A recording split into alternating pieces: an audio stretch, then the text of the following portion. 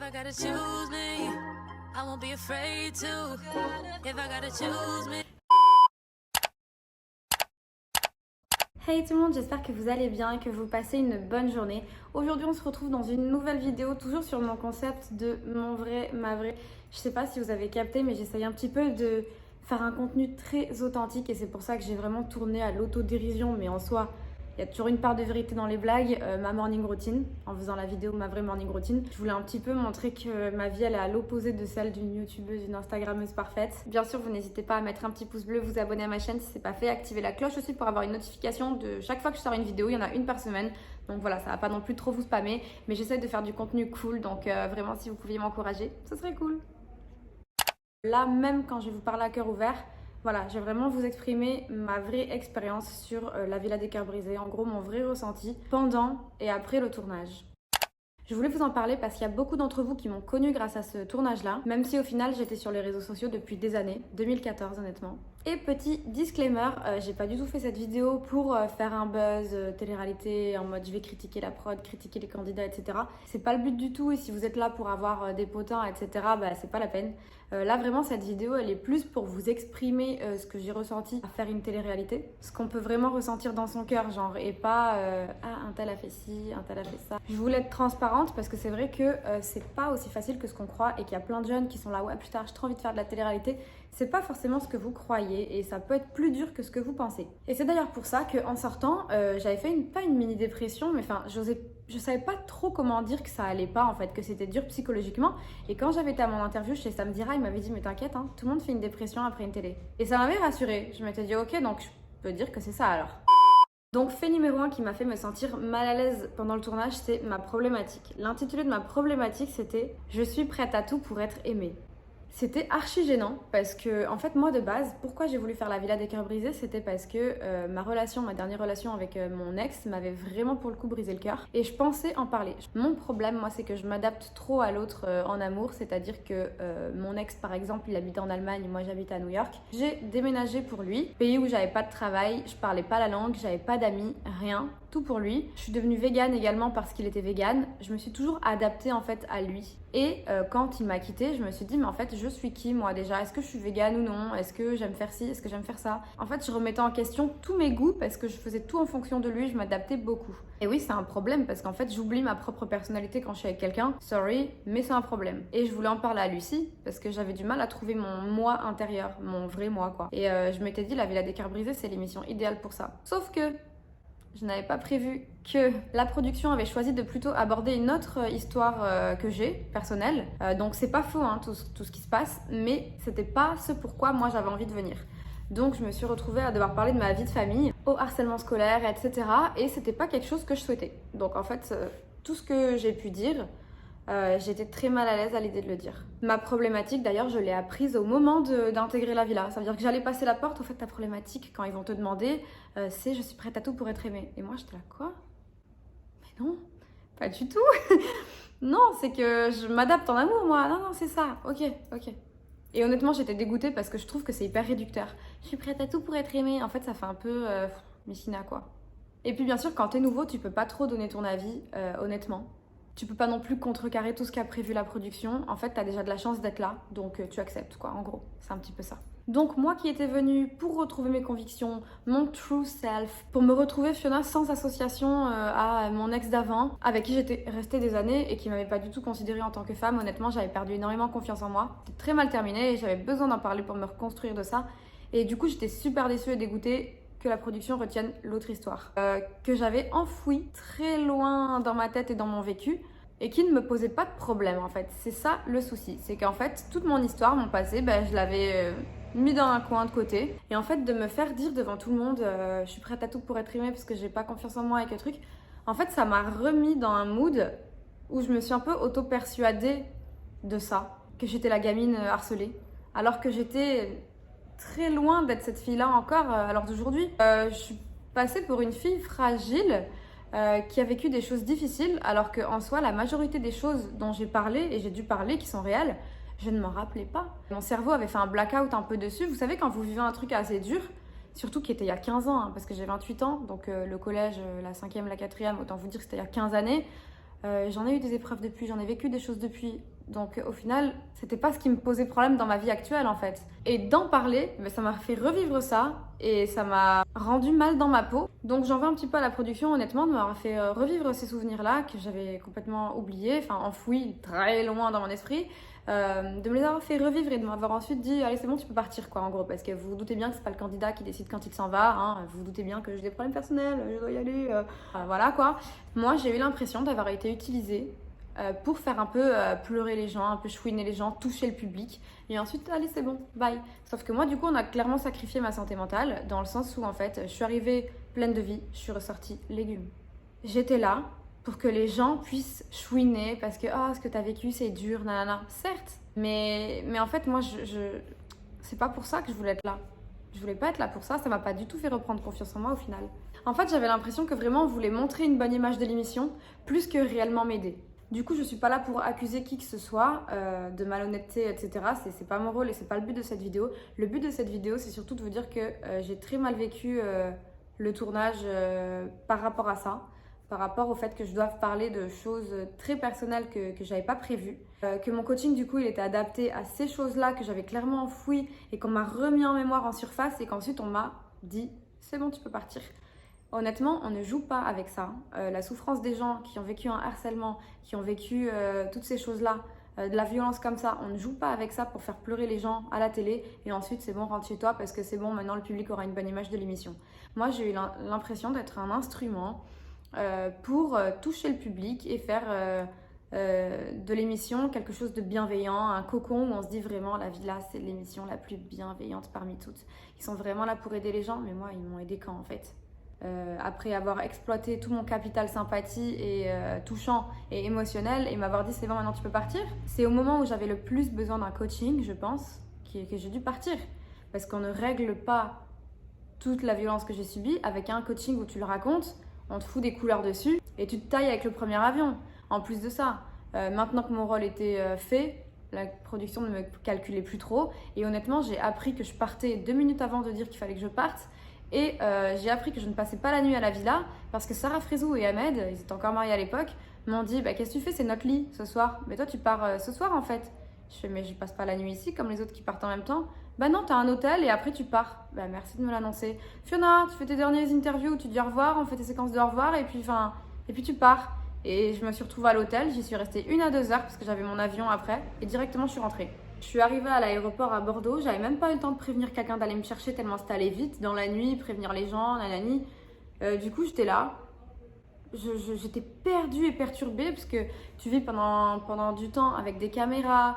T'as pas le droit de parler aussi quand t'as pas la caméra sur toi. C'est-à-dire que, enfin, c'est un peu mal dit comme ça, mais en gros, je vous explique. Il faut éviter de faire du off. C'est-à-dire que si t'as envie d'apprendre à connaître les gens en télé-réalité, il faut attendre que la caméra vous filme. Sauf que je trouve que c'est vraiment un frein pour vraiment apprendre à connaître les gens. Parce que du coup, tu parles aux gens avec la caméra que si c'est utile pour l'histoire de la télé. Donc que si par exemple tu parles de quelque chose qui est utile au programme. Tu peux pas juste discuter avec quelqu'un devant la caméra de choses profondes, philosophiques, de qu'est-ce que tu as fait avant dans la vie. Non, là on est en train de discuter que machin a trompé truc, vous devez prendre parti, parler un petit peu de ça. Mais au final t'apprends pas vraiment à connaître les gens. Et c'est ça aussi que je savais pas. Déjà, pour moi, les candidats scénarisent la télé-réalité, hein, c'est-à-dire que c'est eux-mêmes qui font les acteurs pour exister dans le programme. Le but, c'est d'avoir le plus de séquences possible et le plus de fois la caméra sur soi. Donc, il faut faire des histoires qui vont plaire à la production et pour qu'ils les diffusent aux téléspectateurs. C'est-à-dire que j'ai déjà entendu quelqu'un dire « Ah là là, j'espère que la personne avec qui je suis en couple va me tromper. Comme ça, je vais faire plus de séquences puisque je vais lui en vouloir, on va se disputer, je vais pleurer, je parlerai à mes copines, on va se réconcilier. Donc, je vais être la star du programme. » Ça, pour moi, c'est ouf. C'est ouf. Après, c'est pas la faute des productions, hein, c'est juste certains candidats qui sont devenus vraiment acteurs du truc. Mais parce que derrière, forcément, qui dit plus de visibilité, dit plus d'abonnés, dit plus d'engagement sur les réseaux, plus de collaboration, plus de chance aussi d'aller sur W9. Parce que moi, ce que j'ai eu l'impression dans la villa, c'est que c'était beaucoup de candidats qui voulaient absolument intégrer une grosse production derrière, comme par exemple le RDM. Et du coup, qu'il fallait absolument qu'ils se fassent remarquer dans cette émission. Et c'était un peu au détriment des autres. Donc nous, en tant que nouveaux, on n'avait pas vraiment notre place dans l'émission. On n'était pas mis en valeur, je trouve. Et moi, mon rôle, encore une fois, je regrette que ça ait été ça parce que c'est pas du tout ce que je voulais montrer. Ça a été l'histoire d'une fille harcelée pour sa couleur de cheveux. Alors que je suis plein d'autres choses et je pense que si vous me suivez sur YouTube, vous le savez. Je suis même pas cette personne-là parce que je n'en parle jamais dans mon quotidien, mes amis ou qui que ce soit.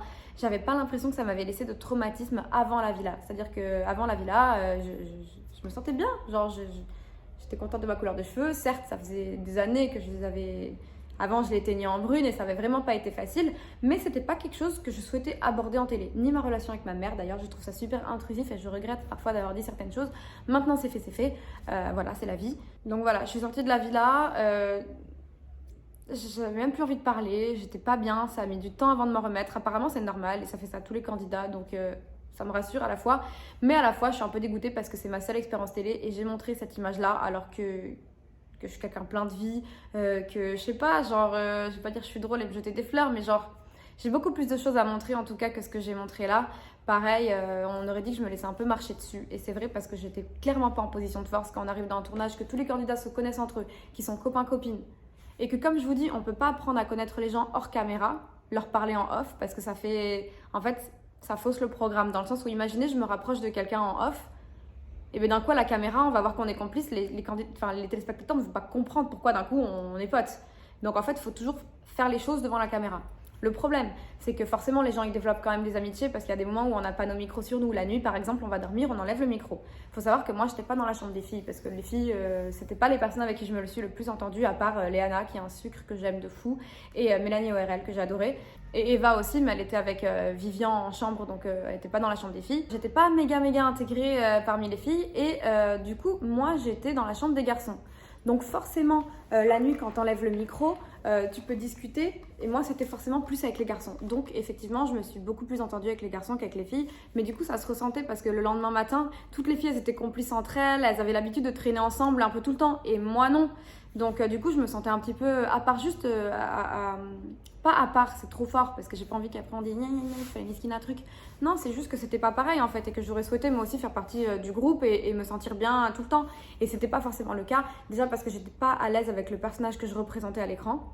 Et ensuite, pour les autres raisons que je vous dis, c'est difficile d'établir de vraies connexions et de vrais liens avec les candidats quand tu as toujours un micro sur toi et des caméras. Parce que du coup, tu peux pas vraiment apprendre à les connaître.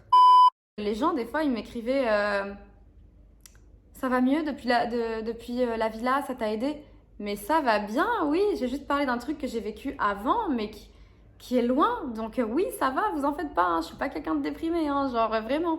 Et du coup, il y a eu ça qui m'a un peu vexée. Enfin, pas vexée, mais que j'ai eu l'impression d'être utilisée, comme je vous ai dit. Ça m'a dérangée. Deux, le fait des rapports sociaux que je trouve très superficiel parce que apprendre à se connaître devant une caméra, tu dis pas vraiment ce que tu veux, tu n'es pas vraiment toi-même. Hein. Et bien sûr, maintenant, ça va. Et j'ai eu de la chance d'avoir une bonne image, mais j'imagine même pas si mon rôle pour la production, ça avait été celui d'une connasse. Parce que bien sûr, il y en a toujours dans les émissions, vous remarquez, il y a des meufs, on les aime pas du tout dans leur première télé, elles sont trop connasses. Et dans la télé d'après, elles sont trop gentilles. Et ça, je pense aussi que c'est parce que t'es un peu utilisé par certaines productions pour faire parler. Sur Twitter, moi, on a dit pauvre Fiona, c'est dur ce qu'elle a vécu. Par contre, pour d'autres personnes, ça va être mais quelle connasse celle-là. Genre, en fait, chacun a un peu, malgré lui, son rôle à jouer dans le programme et qu'on accepte ou non. Bien sûr, on m'a pas forcé, on m'a pas mis l'épée sous la gorge. Donc pour finir, je regrette pas du tout de l'avoir fait dans le sens où j'ai gagné une communauté, ça m'a donné des objectifs dans ma vie, etc. Je l'avais vraiment fait pour ça, en plus de ça, puisque j'étais influenceuse avant de faire la villa. J'avais 60 000 abonnés sur Insta. Ça m'en a fait passer les 100 000, donc je suis très contente parce que pour mon métier, c'est beaucoup mieux d'avoir plus d'audience. On a l'impression que ce qu'on fait, ça aide plus les gens, ça parle à plus de gens. Voilà, donc forcément c'est cool et je l'avais fait pour ça, mais psychologiquement ça a été dur de sortir quand même parce que même dans la rue j'avais un peu honte. Je me dis c'est moi la miskina qui pleurait à la télé, enfin tu vois, c'est toujours on se rend pas compte hein, tant que ça arrive aux autres, mais quand ça arrive à soi on se sent débile. Et je pense vraiment qu'il faut quand même pas mal de mental pour encaisser une télé-réalité où l'exposition c'est dur, ou les clashs avec les autres candidats parce qu'après il y en a eu, c'est dur aussi, même si honnêtement j'en démordais pas et je me laissais pas faire. Ça veut dire que il y a plein de gens qui m'ont dit mais tu t'es inventé un caractère après la villa ou quoi? Mais il faut savoir qu'à la villa, mon rôle c'était pas d'être la fille qui s'énerve avec tout le monde. En soi, je devais être la fille qui fait pleurer tout le monde, je pouvais pas être la mauvaise. Donc en fait, on m'aurait même pas laissé me disputer avec les gens. C'est en fait, malgré toi, t'as ton rôle à jouer et ils te laissent pas, ils coupent des scènes au montage aussi. Donc voilà, ils ont coupé beaucoup de scènes d'ailleurs. Mais du coup, je me prenais des remarques en mode mais tu t'es acheté un caractère depuis que t'es derrière ton écran. Non, c'est juste qu'en fait, j'ai décidé de ne pas me laisser faire et de pas laisser des mensonges se raconter sur mon sujet. C'est déjà dur d'avoir des gens qui parlent de toi en mal, de ta vie, qui te connaissent pas, qui regardent une émission et eux ils sont là en mode ah c'est la réalité, elle est pas bien, les trucs. Oui, ça a été la réalité, mais à l'heure d'aujourd'hui, j'avais pas envie d'en parler. Et en plus, je me sentais pas cette fille-là que j'ai montrée, en fait. Je me sentais pas aussi fragile, donc c'était très compliqué. On t'accuse sans cesse d'être hypocrite pour faire de la télé, de mentir sur ton histoire, ton vécu. Non, c'est vrai, on a le droit aussi d'avoir des vies difficiles. Et il y a des personnes qui ont des vies 100 fois plus difficiles que la mienne. Et encore, je n'ai pas parlé de 1/100 des problèmes sociaux, familiaux que je peux avoir dans ma vie. Parce que, Dieu merci, la production n'était pas au courant de tout et certaines choses sont restées intimes. Et il y en a quand même pas mal qui ont été divulguées sur l'interview avec Sam Zira, mais j'ai encore beaucoup de jardins secrets. Mais il y a des gens qui vivent des épreuves, il y a des gens qui ont des vies difficiles ou non. Et en fait, il y a de tout, il faut de tout pour faire un monde. Il faut arrêter de penser que parce que quelqu'un a un vécu difficile comme Natania par exemple, c'est une mytho. Non, on a tous notre vécu, tous notre bagage émotionnel, c'est la vie. Donc voilà, déjà d'avoir des gens qui parlent sur toi, c'est ta première télé, c'est compliqué. Mais en plus, quand tu as des candidats qui viennent te clasher derrière en story, que du coup leur communauté vient t'insulter, etc., ça a été très difficile aussi à ce moment-là. Mais ça, entre guillemets, il y a des gens qui vont dire je l'ai bien cherché parce que j'ai voulu parler, rétablir des vérités, mes vérités à moi, selon moi. Donc, entre guillemets, les gens ont un droit de réponse et je suis complètement d'accord. Donc ça, rien à dire, juste à part que faut quand même être fort et costaud psychologiquement parce que c'est pas facile. Donc voilà pour ce qui est de ma vraie expérience dans la Villa des Cœurs Brisés. Comme vous voyez, c'est une émission que je pensais bienveillante et qui pour le coup reste une émission télé. Le but c'est de raconter quelque chose à un public et de parler aux gens et de faire de l'audience. Ils ne le feraient pas sinon.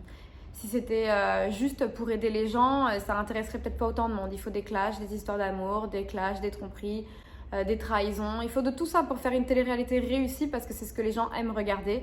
Bien sûr, là, ce qui différencie, c'est les coachings. Mais honnêtement, Lucie, elle est très forte. Lucie est très très forte. Je ne remets pas du tout en doute. D'ailleurs, j'ai fait une vidéo sur mon coaching avec Lucie.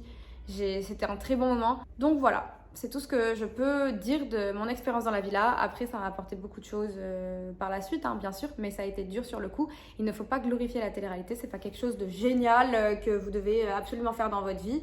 Je dis ça par rapport aux jeunes qui veulent absolument faire de la télé-réalité plus tard. Il y a une vie hors de la télé-réalité et concentrez-vous sur votre vraie vie. Et être connu, on s'en fout. Le but, c'est d'être heureux. Et il y a des gens en télé-réalité qui sont complètement fucked up à l'intérieur de leur tête et qui pensent qu'être connu, ça va leur apporter un certain bien-être. Pas du tout. Mais il y a des gens qui recherchent la fame à tout prix. Et pas pour les bonnes raisons. Juste parce que d'être connu, ça va les faire sentir supérieurs. Ils vont avoir l'impression d'être quelqu'un. Et ça s'est ressenti parce que tous les gros candidats les plus connus, c'est ceux les plus respectés des autres. Tous ceux qui ont la petite pastille bleue là à côté de leur nom sur Instagram et qu'ils ont des millions d'abonnés et que truc. Et bien eux, c'était genre waouh. Mais en fait, c'est un humain comme toi. C'est pas. Enfin, je comprends pas ce graissage de pattes en fait envers les candidats les plus connus. Donc voilà, j'ai eu l'impression qu'il y avait un peu une échelle d'importance entre les candidats, forcément du plus connu au moins connu. Et je vous le dis, la célébrité, ça n'amène pas le bonheur, l'argent non plus, même si ça y contribue grandement. On dit ça pour les jeunes en fait qui veulent absolument être tiktokers, qui veulent absolument percer sur YouTube, Instagram ou quelque part. C'est pas ce qui amène le bonheur. Au contraire, c'est très difficile après de trier son entourage, puisque quand tu sors d'une émission télé et que tu es en diffusion, là ça va. Maintenant, je suis beaucoup plus retombée dans l'anonymat, entre guillemets, si je puis dire ça. J'ai 100 000 abonnés sur Instagram. Je fais pas un nombre de likes incroyable, mais effectivement, on me reconnaît encore dans la rue. Des fois, on me dit des petits mots gentils, des fois, on me demande des photos, mais je peux vivre en France et il n'y a aucun souci. Je suis pas obligée d'aller à Dubaï parce que je suis trop une grosse star. Pas du tout. Mais rien qu'à mon échelle à moi, ça a été compliqué au moment de la diffusion parce qu'il y a des personnes et des filles notamment qui venaient me parler pour avoir des informations sur il est comment Dylan dans la vraie vie et Eva et Vivian, ils s'aimaient vraiment et machin. En fait, ils sont là pour te poser des questions sur et comment t'as fait pour faire de la télé-réalité, t'as un contact et machin. Et tu peux me présenter truc et j'ai vu que t'es amie avec Lila du RDM, tu peux me la présenter et machin. En fait, ils sont amis pour avoir un intérêt derrière, avoir des informations pour raconter à leurs copines, genre mais elle était comme ci comme ça apparemment dans la vraie vie. Nanana.